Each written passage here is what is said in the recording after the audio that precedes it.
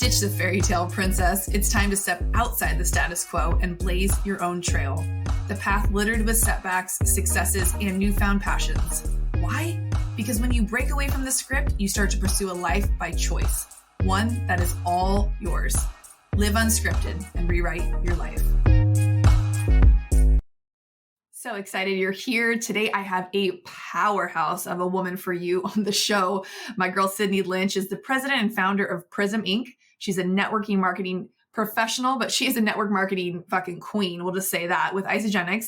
But prior to pursuing entrepreneurship, Sydney was a professional bodybuilder, graduating with degrees in kinesiology, secondary education, and psychology, with plans to become an educator, a PE teacher even at that. But after moving across the country with $50 to her name and sleeping on couches, she realized her desire for impacting lives through health and wellness was what she was really meant to be doing. She partnered with Isagenix, a world-class biohacking company, and quickly became a top earner, building a team of over 7,000 people globally by the age of 25.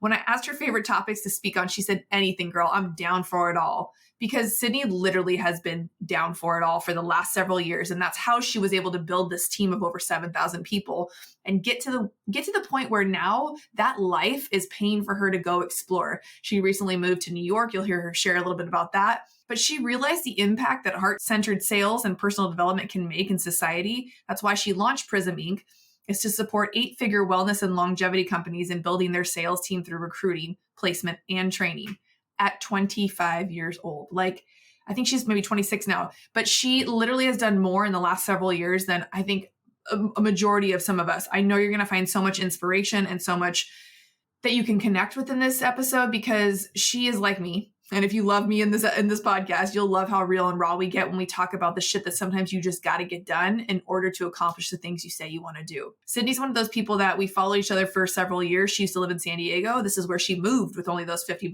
in her pocket. And I love how she shared the story of going all in when she first moved here, just committing to the fact that it could be better than it was where she came from. And if you take away anything today, I hope it's that. I hope that you can hear yourself in this story and know that even though sometimes you feel stuck or things seem really, really hard, you always have the ability to shift your perspective and see things for what they could be, not for what they maybe feel like they are. So I always want to find people that can encourage you to push yourself out of your comfort zone, push yourself out of the box you feel like you were put in. Whatever that looks like for you. I hope you leave feeling inspired and uplifted. And I hope you go follow Sydney because she's really one of those people who just shows up so consistently. I'm always inspired by her content on social media and just in awe of what she's accomplished in the short few years that she decided to put her mind to something. So she also has a podcast, which shout out to the podcast course. It's finally launching, the Start Your Damn Podcast course. Have you heard of the podcast course yet? It is my 4-week course to help you get from idea to launch in as little as 4 weeks. There will be a supportive community that you'll be graduated into once you launch your podcast. It is the place to be if you have thought about starting a podcast, or if you've even started a podcast, but you feel like you're really not quite sure what you're doing. You just hit record and you're just kind of throwing some spaghetti against the wall. This is for any and everybody who has thought about starting a podcast or wants to learn more about starting a podcast. We deep dive into all the things, and there's a lot of bonus content and material in here for you to enjoy based off my network of other friends who have started podcasts. There's storytelling. There's top reasons why you should start a podcast now before it gets too crazy. My tech guru, Sid, who runs my podcast production, her and her team have put together an in-depth, step-by-step way to edit and to really stay organized with your podcast. So this course is a freaking no-brainer. Even if you're maybe not ready to start right now, this is going to be in your back pocket for when you are ready. But if you're ready to say fuck it and start your damn podcast, I want you to click the link in the show notes, get on the wait list if it's not open when you go to click, and let me know that you are ready. Let's dive into this episode. I'm just so grateful to have this time with you today. Sydney, welcome to the show. Thank you so much. I look up to you so much as a woman, and it's rare to meet people like us where I feel like we're cut from the same cloth. And I feel that we're just a different type of breed. And so to be able to come together and have a conversation with someone like that, who does have more experience than me, more years under their belt than me, just is so life-giving and such an honor. So I'm so happy to be here with you. Aw, we were literally just reminiscing. I have no idea when I hit record on the podcast because I've missed out on so many little nuggets that should have gone into an episode because, I just jump into it with my guests. A lot of people I've had on the show I know, or I know through social media. So I feel like I know because I spend a good 15 minutes stalking each and every guest that comes on this show's Instagram. Like, I wait because I want to see what's most relevant that you're talking about, that you're posting. And it's like I've gifted myself this permission to be a nosy ass bitch and to ask all these questions. And it was like all the things that were quote unquote wrong with me growing up. It's like loud, nosy, talkative. I'm like, I made a job out of this. I'm here for that. Can I get an I A? know. What else could you want? What else could you want? And you somehow decided to give yourself permission somewhere along the last couple of years to do the same, to show up unapologetically and to rock out doing the shit that lights you up. And you have grown unbelievably in front of my eyes, in front of so many people. So can you just dive into a little bit of your story and who you are and who you want to claim to be at this very moment? Hell yeah. I mean, what I will say is that the last 6 months, pretty much my entire life has transformed into something that I never thought I would be doing. But yeah, I mean, my story essentially, I got started in entrepreneurship or whatever you want to call it at 22 years old, maybe 21 years old. And I was living out in Montana. I was like small town girl working 3 different jobs. I was working as like a nanny. I was working as a volleyball coach, bartender. I was working at a gym. I was doing all sorts of things, going to school full time. Like I was always really just driven to become the greatest version of myself from a very young age. I was always into personal development, reading books. But I realized my environment in Montana wasn't conducive to the type of person that I really wanted to become. And so I essentially graduated school, quit all my jobs, moved out to California with $50 left in my account, with no job set, no money, and nowhere to live. And I landed in San Diego. I bought a one-way ticket with a layover for 9 hours in the middle of the night in Seattle, slept with my luggage, had like 2 suitcases with me, and went out to California with like a hope and a dream and a prayer, like a deep, deep prayer that something would work out. Met a woman out there, bought her dinner, and then ended up moving in with her that day. It was like, just super ballsy, but I just trusted myself. I trusted that I would always, no matter what, be able to get gritty enough and clutch enough, you could say, like come in clutch for myself. And so moved out there, moved in with her, and she really became a mentor for me, introduced me to the world of network marketing, which I was involved in for about 5 years, and built a really strong team of 7,000 people all over the world. By the age of 25, I was a top earner at 25 in that age demographic, and absolutely learned so much about people and about life. And I will say that it almost makes me emotional talking about it, because in those 5 years, like I literally have been kicked down so many times, and so many people look at people like us, beautiful women, right, or men, and it's like, oh, it's easy for them because of the way they look, or it's easy for them because of XYZ. But I will say I worked harder than anyone I came across those 5 years to achieve the results that I did in my company and in my business. And that's something that no one can take away from me. And I'm so proud of, because now I know I can really do anything I put my mind to. And again, in the last, 6 or 7 months, my life has transitioned a ton. I still build my company. Isogenics is the company I'm partnered with, a little less focused there now. And I took that experience and I was like, I want to channel it into something that really lights me up again. And so I started to do some consulting for different companies, which I had no business doing, but I was just like, I'm going to figure it out. And I started to do a lot of that. And recently, in the last 6 months, started a company called Prism. And that actually is focused on recruiting top tier sales talent for multiple 7 and 8 figure companies. So we gain the clients, we get the talent, we pair them together, and then we train and we ramp them to KPI. So that has been something totally out of my wheelhouse that I started and partnered with a couple really good friends back from San Diego. And it's been just this magical ride. And it's so cool to see all of the things that I learned in network marketing and all the trials and the tribulations and the hard times directly impact this experience of building a new company. And I'm just I'm so grateful for those wall kicking moments that have even happened up until today, right? Constantly wall kicking moments. But yeah, now we're here. I've moved across the country since then 4 times. I just moved to New York last week. And now here we are talking to you. Wow. I saw that you were in New York, and I was curious how you ended up over there. Not that the draw to New York hasn't always been there for me too. I remember the first time going to New York praying that I wasn't going to love it, because I'm like, please don't let me love this place more than San Diego, because I will move here. And it's close. And I think had I not already been rooted in San Diego as far as like family and career, I would have moved too, because the city, talk about energy, talk about being around high level people who are performing. Not only that, the city performs for you. It's like this whole dance and this beautiful like energy about it that you can tap into at any time. So I see the draw. My cousin moved there like 15 years ago, never came back. Oh, it was always a dream in my 20s to live here. I was like, if I don't do this now, I will never do it. And I will say, since moving here, I got schooled. I had all of my belongings stolen from my place. Like it got bad, and this was like a week and a half ago. Um, but what I'll say is, this city, I'm like, this city is my city. I love it here so much. I don't know when I'm leaving. I don't know. And I came here for a completely different reason. I got another opportunity with an agency here, so I'm doing some other stuff with them. But it is such a magical city, and I love the people. I love it, but it definitely is schooling me right now. So Oh, you know what? I kind of love that you're sharing that, because I feel like that is the whole point of my podcast, is to share these moments where quote unquote shit looks seemingly perfect from everybody else, and they say shit like must be nice, or she, has had something handed to her, or she must know something I don't know.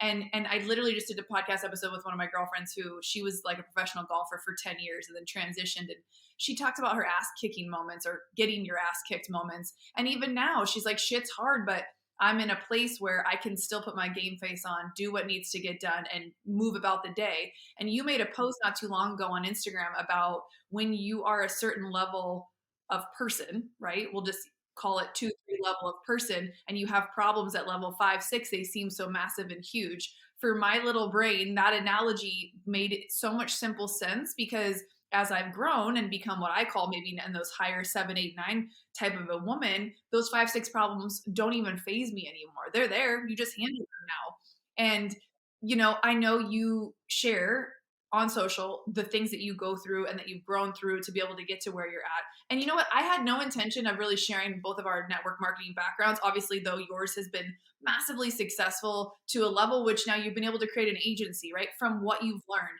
And I will give you credit, though. You didn't give yourself credit for the second of who am I to do that thing of creating this. You know who you are. You've been to countless events. You've been in multiple rooms. You've walked so many stages. You've done the shit. Like, I love that you still were never there. You've never just, you don't arrive at a place where there's no more fear, there's no more doubt, there's no more feeling like the little person in the room. You've now put yourself in a different room to where you're now going to grow into the next level. So I think that's a beautiful moment and a beautiful thing, and maybe something you couldn't even see happening from where you were before. Because like they say, you can't connect the dots looking forward. You can only connect them looking back. And network marketing, to me, I'm so curious how it's gotten such a poor name over the years, because it is literally the world's best business structure for anyone who is thinking about becoming an entrepreneur. It's like a done for you setup. And all of my mentors, literally, I think all of them, or maybe 90% of them, dabbled in network marketing and or created their first 6-figure leg of their business in order to then start their next thing, like you're kind of doing right now. I really feel like it doesn't get talked about enough from these past people who have successes in the business. I feel like that's fine. They've maybe wanted to move on. They've wanted to create new legs of their business. It's not part of the conversation.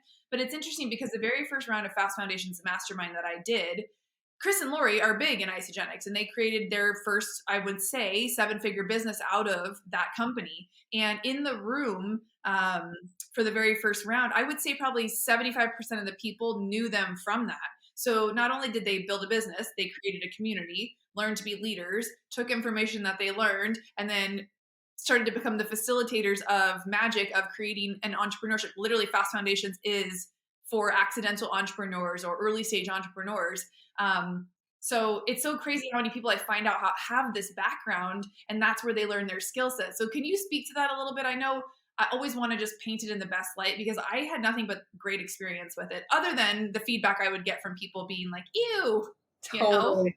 Yes, no, it's so true. I think that it is the perfect container for a very low barrier to entry and a low risk for people. Like for me at 22 years old when I found it, if I would have went and tried to be a traditional entrepreneur, I would have failed and had to go back and get a 9 to 5 right away. And with network marketing, it allowed me to get enough success quick enough with a low skill set that I could sustain myself fully for years and years and years. And even now, where it covers my life, right? It's like the power of residual income is so amazing that even while I'm building this other company, I have residual income coming in every single, like as a 27-year-old to have a passive income that covers my lifestyle is something that most people would only dream of. And network marketing gave me that. And network marketing gives me that.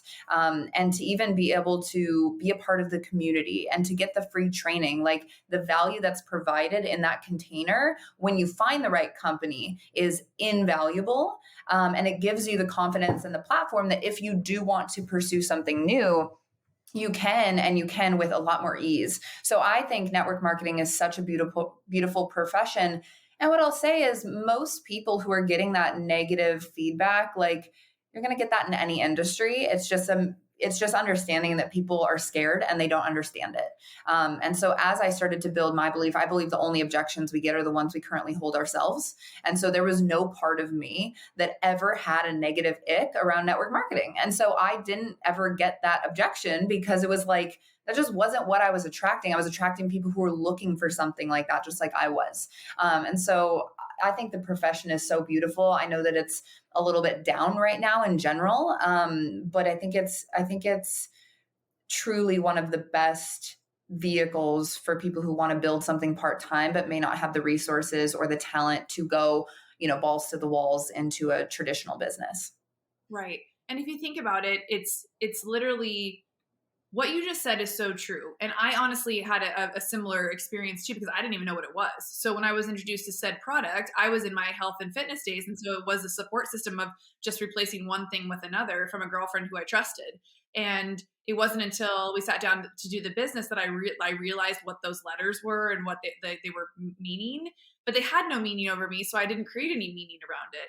And it is true, you can learn a skill set as you start the business versus going out and getting the quote unquote education or skill set by paying to go to school or any of that kind of shit that we invest tens of thousands of dollars in and then try to go use it. It's like real time school. It's like real time, what do they call paid to work? You're getting paid to work, or like an associate program. But I figured like if we could just somehow articulate the fact that affiliate marketing is literally the same exact thing, people wouldn't be so cringe when it comes to it. Because I would bet 9 out of 10 people who are slinging, CBD vitamins online and who are talking about the hairbrush and the hot tools that they're using would have never foreseen themselves like saying, hey, use my code for 10% off this curling iron I use. Like there's literally nothing different.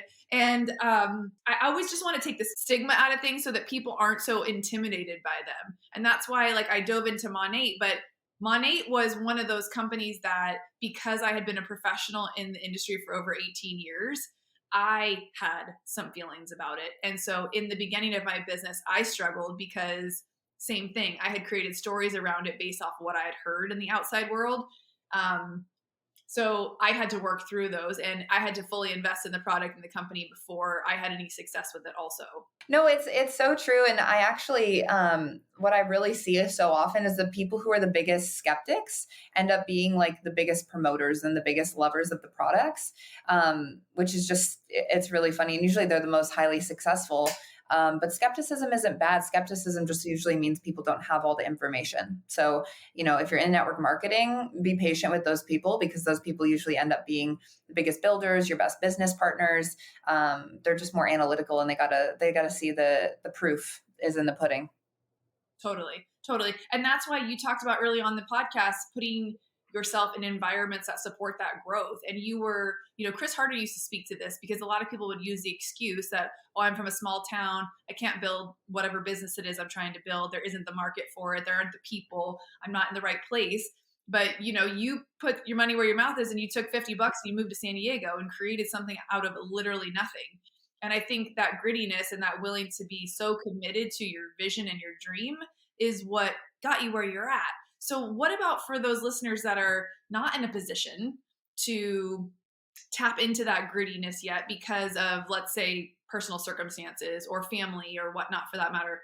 How have you taught to or led to those that you have built a team with? Because not everybody's like you, right? There are people who don't necessarily, I wouldn't call them excuses, but they have some barriers. They've got some things that they have to work through on the daily. How do you speak to or teach to those people who are kind of still getting in their own way, if you will? Yeah, I what I ask those people is how long are you committed to being right about whatever it is you want to be right about? And that might be being poor. That might be being, oh, I have, no money left at the end of the month to pay my bill. Like, how long do you want to be committed to your victim story? That's the only question that there is. You can either be right or you can be free, but you cannot be both.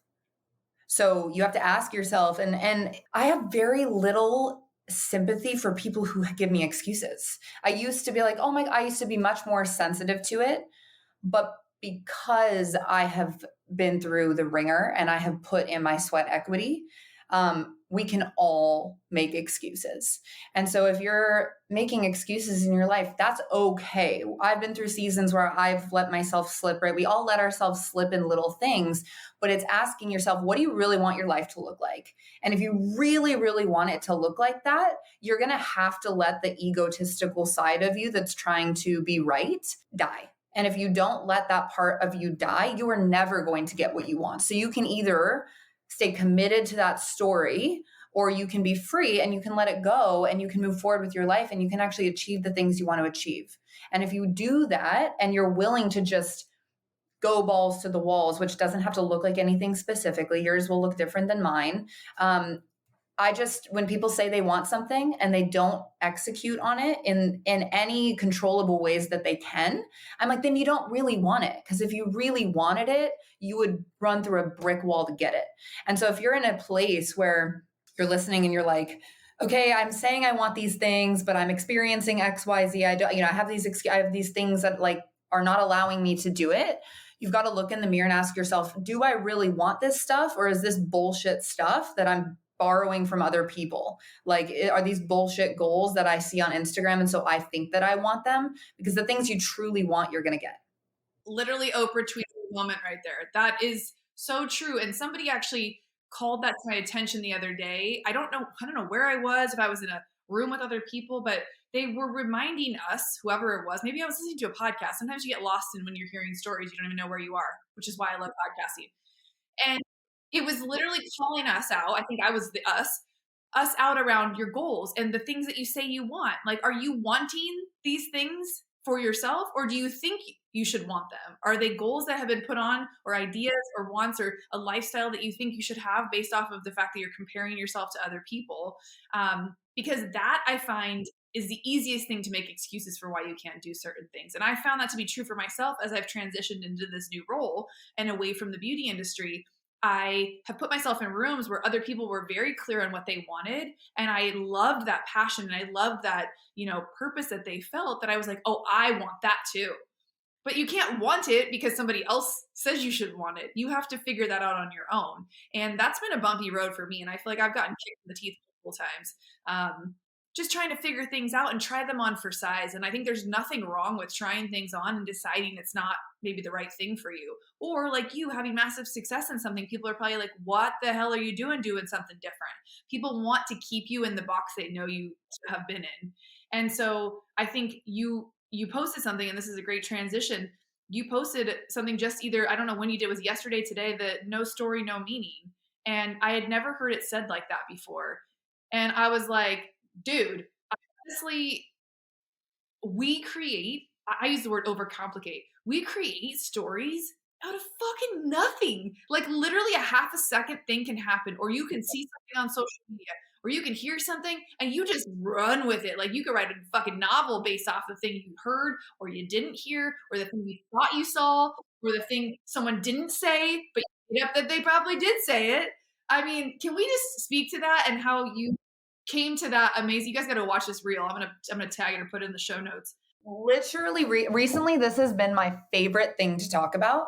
It's like, if anybody's like, can you make a video for me? You know, like a quick clip on a tip. It's like, no story, no fucking problem. That is how I've been living my life for the last 6 months. And this is what it means. As human beings, we like to close loops. Like if you start watching a movie, you want to see how it ends, right? You don't want to like end it in the middle when it's like all shitty or ruin it, you know, something bad's happening. You want to see how stories end. You want to close the loops in your brain. And so as humans, we like to solve problems. And so when we have a guy that we go on a date with and he doesn't call us back, we make a story that we're not good enough, that we're unworthy of love, that we aren't pretty enough, that XYZ. When we have a business partner and a relationship because we assume something, right? It could be anything. It could be someone doesn't call you back. Someone looks at you weird on the street. You make a story that you looked weird. And so you need to fix something when really that person might have just had a really bad fucking day. We don't know. And so what I started to do was I was like, and granted with that, when we make stories, 80,000 thoughts a day, about 95% of them are negative thoughts to keep us alive. It's negative thoughts. So if we create stories, they're usually going to be catastrophized. So what I started to do was I was like, you know what? I'm not going to make a story about anything. If something happens and someone looks at me weird, no story, no problem. If someone doesn't call me back after a date, no story, no problem. If someone just rejects my business opportunity, no story, no fucking problem. If someone doesn't respond to my Instagram message, no story, no problem. If my mom, you know, says something rude to me, no story, no problem. It has nothing to do with me and they're not thinking about me anymore. And so when I started to live my life like that, it was like I realized that I was addicted to the drama. And I was unwilling to continue to associate myself with the drama because I realized how much I needed it to feel like my life was exciting and valued. And so I completely removed that from my life. And now it's like my relationships have never been better. If someone calls me and they're like, hey, I feel like you're mad at me for whatever. I was like, hey, babe, like, no story, no problem. I haven't even thought about that. Like, we Gucci, we good to go. And when you have that standard of unwillingness to allow bullshit into your life and treat other people that way, the things that you can attract is just crazy. And so that's been my practice is instead of me focused on like personal development, people are always like, oh, I'm doing meditation, I'm doing yoga. Great. Are you applying that into your real life? Because my idea of a meditation is like when someone cuts me off in traffic, do I get pissed or do I just let it slide? Like, is it all good? Right? It's like the work that we do in personal development is only tested and applied in real life circumstances. So if you still freak out in traffic after you just are like, oh, I'm such a good person, I did all this personal development, you really haven't changed anything. When you're in a situation that could throw you off, how do you react? And that's when you're really going to know if you're making a story, if you're addicted to the drama, or if you're just so committed to your own personal happiness and peace within yourself. Honestly, can we just pause for a second? Because if you're out for a walk, if you're driving in the car right now, if you're doing anything where you're halfway paying attention to us and you heard her say being committed to that chaos and that drama, we all at some level are guilty of that. There is fact in all of that, because how many times has something happened where you wanted to call somebody right away and talk about it? And that's the story right there. You've exacerbated the story by sharing it with somebody else and then digging into it and then asking them what they think. Now they get to have an opinion and create even more of a tag onto your story. It's like asking them to write the foreword to your book of crazy. And I was in that stuck cycle with one of my best friends for years. And self-admittedly, like, she started going to therapy and she realized through the lady saying, you don't know how to just be calm and not have chaos in your life. Like, anytime she started to have a great relationship, she would implode it. She would find ways to pick it apart. It's too perfect. It's too good. They don't care about me enough because they're not asking enough questions. Like, in the sense of like, where were you? Why aren't you home? Shit like that. And I remember watching it in the relationship form of her doing it, thinking, bitch, you're crazy. Like, there is nothing wrong. Stop making things wrong. But I also found in that friendship, I would find meaning in things that were going wrong in my life just so I could call and connect with her. And so then we were two like commiserating people talking about our shit. And there was a point where my life started to get progressively better, and it's taken to episode, I don't know, I'm almost at 200 episodes. I don't think I've ever shared this yet. It took to the point where I felt like I couldn't call with good shit anymore because it felt like a brag. And that's not what we were doing together. We were commiserating together, or she was helping me out of my problems, or I was helping her out of her problems. Very rarely were we calling to celebrate one another or pour into each other or to have that open, like unapologetic place to brag about how successful we were in that day, in that moment. And we've grown apart. We actually haven't really spoken like 6 months. And so I find I have that empathetic ear for people, but then also I have developed newer friendships where I start to notice that being something I'm doing. And so that's a me thing. That's a story. And that's something I've had to undo. I'm 41, how old am I? 41 years old, almost 42. And to have a 25-year friendship with somebody, like we were 13 when we met. So talk about whether it's a long-term friendship or a relationship you're in. Like some of those patterns are hard to undo. And sometimes you don't even realize you're doing it because you're so in it. You're so fucking in it. And I was committed to so many stories, not just that one, the chaos, the inability to find happiness in the day-to-day, in the simple things, and to not to want to do things because other people were doing them. So please know, if you're listening to this, whether you're Sydney's age in your early 20s, late 20s, or if you're in your early 40s, like wherever you're at is okay, but you deciding to stay there is not okay. And I love that you pointed out that meditative piece or that personal development piece, because so many people are invested in the ingesting of that shit, the books, the podcasts, the courses, the classes. But if you don't take it home and start doing something with it literally will make you even more crazy. So that was the second piece to our friendship with the same person, is I started to figure out ways to incorporate the stuff I was learning into my life. And she didn't like that new version of me. And I got the whole, you know everything, you think you're a know-it-all. I said, I literally just learned this thing. And I thought maybe we could try it. But if you're not down, like I got to go. And that's how my last relationship ended too with my son's dad, is like, you can't have two people speaking two different languages. So I think that was a key piece that you just pointed out about personal development and not integrating it into your life.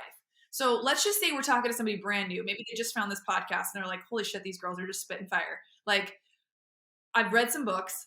I'd love to go to some classes. I'm thinking about maybe stepping into entrepreneurship.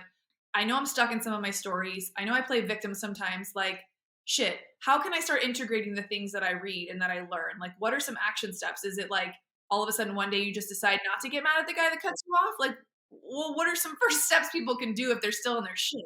This is the best question I've ever gotten in my life, because it's my favorite topic. Is immediate implementation and immediate integration is my philosophy in life.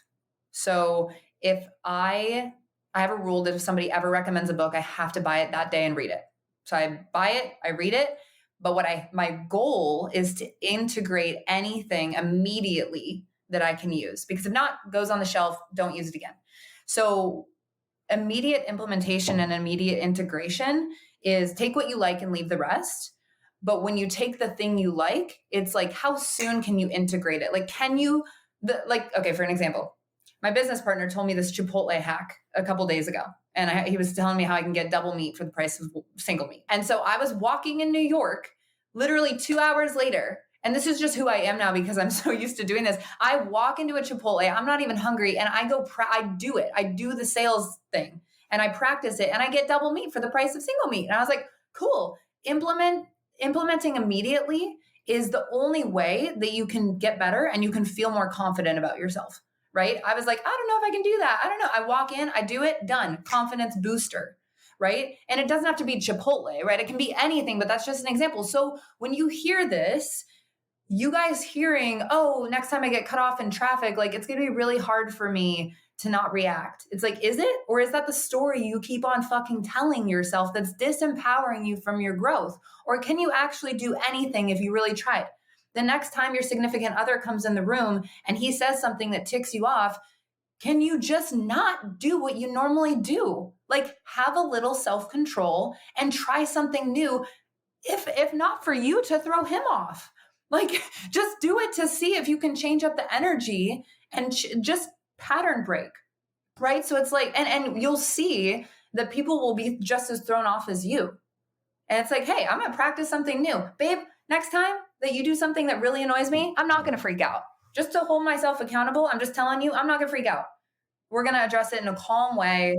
We're going to have a conversation. Like, just try it and see. And what happens is when you throw yourself off, you throw the other people off, like people start to change. People start to step up to your expectations for yourself, for them, and it'll change your entire life. And you'll start to attract the right people, and the wrong people will phase out. And that's okay. Immediate implementation of anything and everything, it's really a way to build confidence very quickly and to realize that you're truly capable of anything. I love that. I love that so wholeheartedly, because you and I both have a really strong fitness background. We've both been competitive bodybuilders, bikini competitors. We know what that discipline muscle looks like. And in order to achieve the goal, you have to do those things. Like there's no, like, I'm kind of going to do it and then step on stage. Like you wouldn't dare only half do your diet and half train and then think you're going to stand up next to anybody thinking you're somebody. So I think that was one of the people ask me, like, they look back and they're like, what was the bodybuilding all about?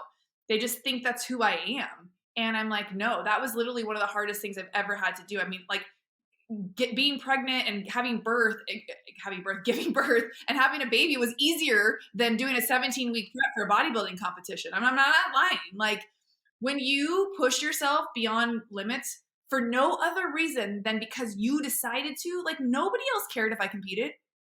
Nobody was going to win anything. Nobody was coming out like other than me. That was strictly like the most selfish thing I've ever gotten to do for myself. And that's why I say bodybuilding is a selfish sport. Just like taking control of your own life is a selfish sport. If you don't own your own shit, nobody else will. I mean, nobody's going to push you more than they're going to push themselves. And so when you sit back and make excuses, which we've all done, where you're not talking to two girls who've never made an excuse, don't get it twisted. Like I still use things as an excuse, right? Like, oh, I'll do that tomorrow. But at the end of the day, the only person I'm letting down is myself, because nobody else cares if I have a successful business. I'm the one who wants a successful business. I'm the one who wants the money freedom or the time freedom or the location freedom or the ability to say I'm an author or speaker or a fucking podcaster or whatever it is in your heart that you want to bring out into the world. Like only you can really be rooted in that why. And that's one of the questions I had for you was, what is the power, or what's in the power of understanding our own personal why? I know that's something that's big in our personal development world through Isogenics and through other companies, but when you can it's part of the story that they help you create so that you can explain why you're doing the business, but not just to share with other people, but so that you're rooted in your why on days when shit's hard. Yeah. I had a whole journey around this in 2020 when the pandemic hit, because a lot of my why when I started was recognition. And there's nothing wrong with that, right? I learned to own the fact that I was enlivened by recognition and being on stage and speaking and getting external validation. And so in 2020, when the world shut down and there was no more stage and there was no more being at events with people where I got the, you're so amazing, I had to go to a really, really dark place and be like, why the fuck am I actually doing this? Like, why the fuck am I actually doing this? And I realized that 80% of why I was doing it was for that. And I was like, I'm not going to keep going. Like, I cannot keep going. And I went into extreme burnout. And it took me undoing the shame and the guilt that I carried and associated with why I was doing it, for that external validation and for the bullshit goals that I borrowed from other people. And then, all the stuff. And I finally came to a place where I was so comfortable with who I was and what I wanted my life to look like in the next 3 years, 5 years, 10 years, 20 years, 50 years, that I then was able to open up, like, what do I actually want? What do I see for my vision for my life? And what can I be unapologetic about pursuing? No matter who asks me what I'm going after, I can just fucking own it. And when I was able to come from that place, the why for my life was like, they would say, like, have a why that makes you cry. And I never understood that. I was like, my why is just to be up on stage and get external validation. Now it's like, my why, I finally get that. It's like, my why is pulling me out of bed in the morning. My why is pushing me from behind and spanking my ass to go. My why is pulling me by each arm from the side. It is like so deeply rooted at a cellular level inside of me that I could not be in action. Because if I wasn't in action, it would just be that dangling carrot in front of me and a regret that I would always have if I didn't do it. And so for me, I mean, I don't know if you want me to go into my specific, like why I'm doing what I'm doing, but to have that level of a cellular, visceral experience of my why, I want everyone to be able to feel that, because then they'll realize why I'm so about immediate implementation and no story, no problem, because I'm so committed to the future version of myself that I would rather die than not do it. I would rather die, literally. Well, no, and I love that. And I think people are seeking out that passion and purpose behind their why. And that's why asking people the question, what do you want, is so hard for some people to answer, because they look at their current situation and they mean, what do you mean? What do I want? This is what I have. This is what I'm stuck with. This is the cards I was already dealt. This is what happened to me already from my past decisions. There's nothing I can do about where I'm at now. And so, so much of what you're saying is true. And I feel like, I mean, I'm either really good at what I'm doing, or this next question was just lined up perfectly. I'd like to think I'm getting really good at what I'm doing, but I know that we all have pain. We all have pain that pushes us. And that was the exact next thing I wrote, is like, what or how can our pain be used as fuel for us? And you literally just took the words out of that question, because you're like, the pain and the fear of not doing it, of not knowing my potential every single day, will eat me alive. And I like to call that muted down version is like FOMO, right? Like, are you going to have fucking FOMO if you don't step into that version or do that thing or walk that, like, that immediate implementation is so much deeper. And I can actually feel that more than I can with the term like inspired action. Like, immediate implementation is like, do the shit you said you were going to do. Do the things you just learned were going to help you to get there. Exactly. And do it for you instead of somebody else. Like if not for you, we'll do more for other people than we do for ourselves often. But it's honestly, I feel like people are scared to feel what they actually want to have in their life. Like, it's like, if they actually went there and were like, what do I really want? They feel guilty or they feel shame. And the thing that I have started to do, like, people are always like, oh, I put myself in my past every day and that drives me. And I think that's great for some people. I always stay connected to where I came from. But the thing that drives me way more is every single day in the morning, the first thing I do is I wake up and I imagine myself at 80 years old. What if I woke up and today I was 80 years old in a rocking chair? What if I woke up today and I knew it was literally my last day on earth? Like, how would I feel about what I'm about to do today? And if I'm not excited about the answer for too many days in a row, then I'm like, I got to change something. But the thing that motivates me so much is like, if I was 80, like, what would I actually want to do? What would I look back and regret not doing? What would I be really happy and proud of if I did do it? And that just, it allows you to guide your day and make decisions for something that's bigger than you, which is your future you. I literally could just see myself, and that got me a little bit like emotional, because no, you're so right. And there's so many people who don't gift that thought to themselves at the beginning of each day to like kind of like make a change. If where you're at's not where you want to be, like, let that version of you or that thought, like I call that FOMO too, like that fear of regret of not doing those things. So let's touch on a few things, because I feel like you and I could just shoot the shit and talk about all these things all day long for hours on end. What ways do you fill up your own cup, or how do you get recharged so that you have so much to give other people? This is so important. I tend to work a lot of hours in a day, and I tend to overcommit at times. But the number, oh gosh, how do I do that? My high performing friend. I take time to like get massage. I'm big in self-care. I take a bath every day. I get massage. It's the little things for me. But right now in this season, I'll say that there were seasons where I like really had to prioritize being alone and like doing my self-care and my routines and everything. But right now, the thing that makes me feel like my cup is the most filled is giving back what I've learned. It's like, if I can be around more people, if I can meet more people, be interacting with more people, talk to more people, impact, like coach more people, train more people, that is that's filling my cup, because it's actually giving is giving me more energy than taking ever has. And it used to be like, I have to fill up my cup with self-care. Again, I still do massages. I still take days off. I still do rest and relaxation, go on my walks to give myself like a mental break. I do all those things, but I'm realizing that the more, literally in this moment, realizing that the more I was thinking that I needed that stuff to fill up others' cups, it made me want to give in a constrained way. It was like, I'll give, but I got to go recharge. And now I'm like, actually, the thing that gives me the most life is giving more. And so I think that my way right now in this season, again, of recharging is just by giving endlessly with no expectation or story that I need to be receiving in return.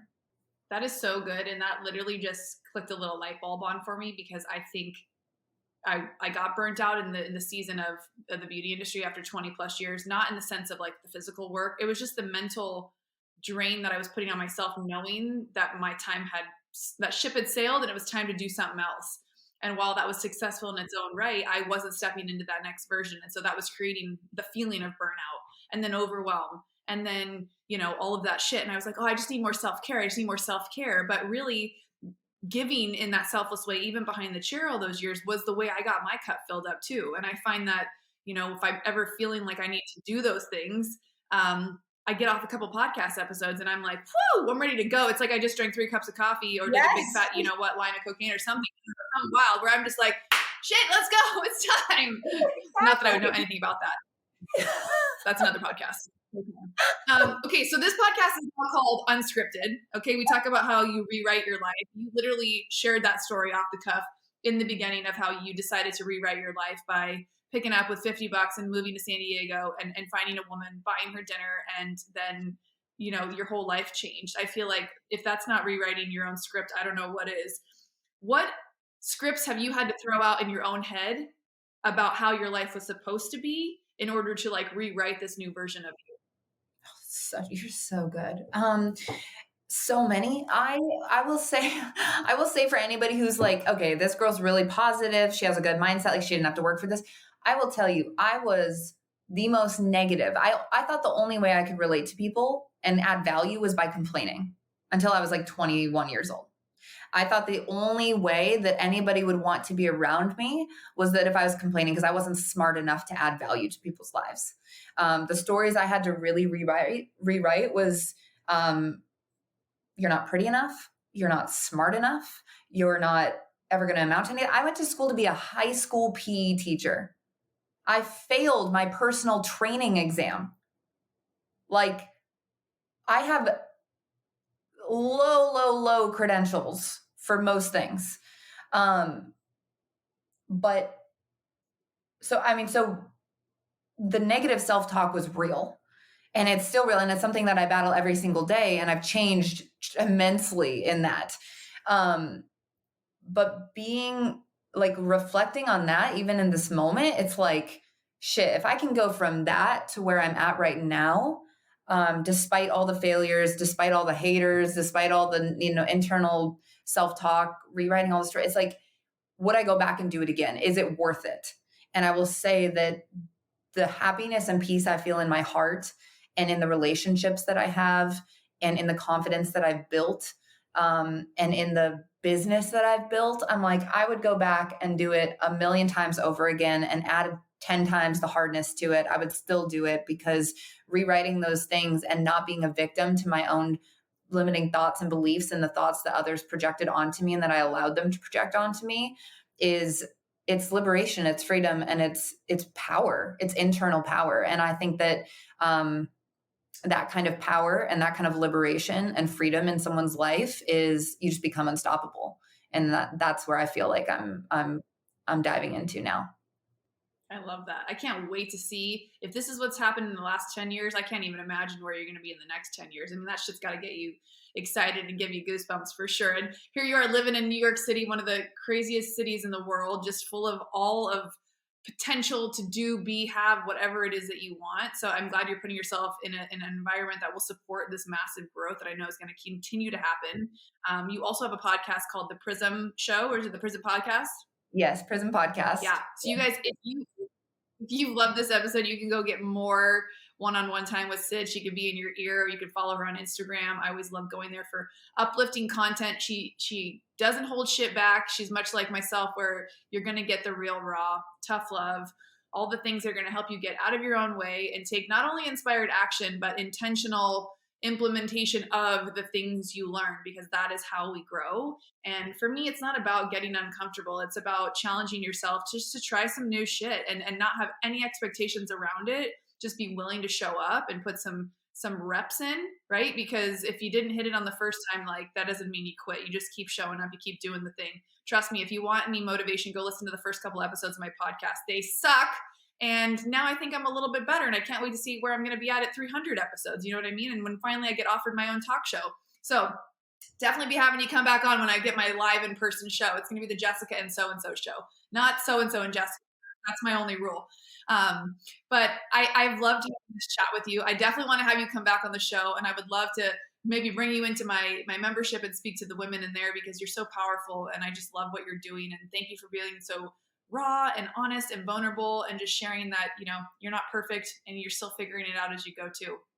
Oh, thank you. You are such an incredible light. I'm also going to have you on my show. We're going to talk about that later, but I'm so honored to be on. I'm so glad we got a chance to really connect for a whole hour. It makes me so happy. And thank you guys for, the people who are listening. It just means a lot. I know that time is the most valuable asset that you have, and spending an hour with us, it does not go unnoticed. And I hope that it was valuable for you as well.